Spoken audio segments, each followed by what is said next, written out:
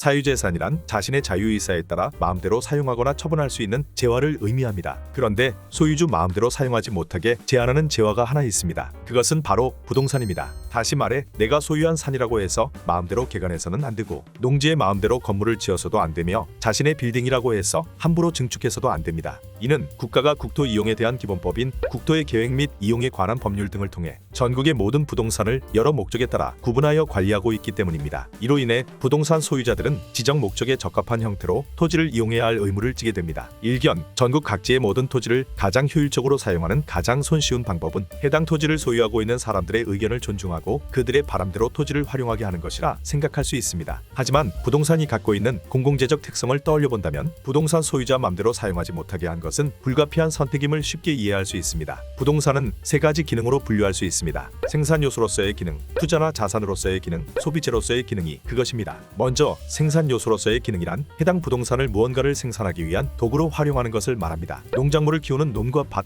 제품을 생산하는 공장, 주차장으로 활용하는 공간 모두 생산 요소로서 부동산을 활용한 사례라고 할 수 있습니다. 투자나 자산으로서의 기능이란 국내에서 더욱 중요시하는 부분입니다. 국내 가계의 자산에서 부동산 같은 비금융 자산이 75.1%를 차지합니다. 호주 60.4%, 영국 50.4%, 일본 39.9%, 미국 29.3% 등과 비교했을 때 압도적으로 높습니다. 이는 국내에서 아직까지는 부동산이 자산 증식을 위한 투자 대상으로 여겨지고 있음을 확인해줍니다. 마지막으로 소비재로서의 부동산은 국립공원이 대표적입니다. 국립공원은 무언가를 생산하는 부동산도 자산 증식을 위한 부동산도 아닙니다. 하지만 그 존재만으로도 큰 혜택을 가져다 줍니다. 아름다운 경관, 공기 정화, 환경 보호 등의 기능은 우리가 무언가를 소비할 때처럼 많은 편익을 주기 때문입니다. 앞서 언급한 부동산의 공공재적 특성 또한 여기에 기인합니다. 소비재로서의 기능에 가까운 부동산을 소유한 사람들은 해당 부동산을 생산 요소로서의 기능 또는 투자나 자산으로서의 기능을 가진 부동산으로 바꿀 유인이 충분합니다. 우리 동네 뒷산을 소유하고 있는 사람을 떠올려 봅시다. 그 사람이 소유한 뒷산은 인근 주민들에게 산책로, 그늘, 신선한 공기 등 다양한 혜택을 제공하고 있지만 해당 소유주는 아무런 금전적 이득을 얻지 못합니다. 그런데 만약 뒷산 주인이 산을 허물고 다가구 주택이나 유료 주차장을 건설하거나 공장 등 산업용지를 조성한다면 적지 않은 금전적 이득을 얻게 될 것입니다. 이러한 상황에서 부동산 소유자들이 자신의 부동산을 통해 얻을 수 있는 금전적 이득을 포기하고 공익적 편익을 제공하기 위해 해당 부동산을 그대로 둘 것을 기대하는 것은 무리입니다. 물론 부동산 소유자가 자유롭게 해당 부동산을 사용하게 한 뒤 추후 문제가 생기면 이를 조정하는 방법도 떠올릴 수 있습니다. 하지만 부동산은 비가역성을 갖고 있습니다. 쉽게 말하자면 갯벌이나 산림이 형성되어 있던 부동산을 산업용지로 바꾸고 나면 이를 다시 예전처럼 돌리는 것이 불가능한 경우가 많습니다. 북한산을 공업지대로 바꾸고 난 뒤 잘못된 판단이라 하여 이를 다시 원상복구하는 것은 불가능한 일입니다. 이상에서 설명한 일련의 이유들로 인해 부동산은 분명 대표적인 사유재산이자 가장 값비싼 사유재산임에도 불구하고 소유자가 마음대로 처분하거나 용도를 변경하지 못하고 국가가 일정 사용 방식을 사전에 결정해 주는 것입니다.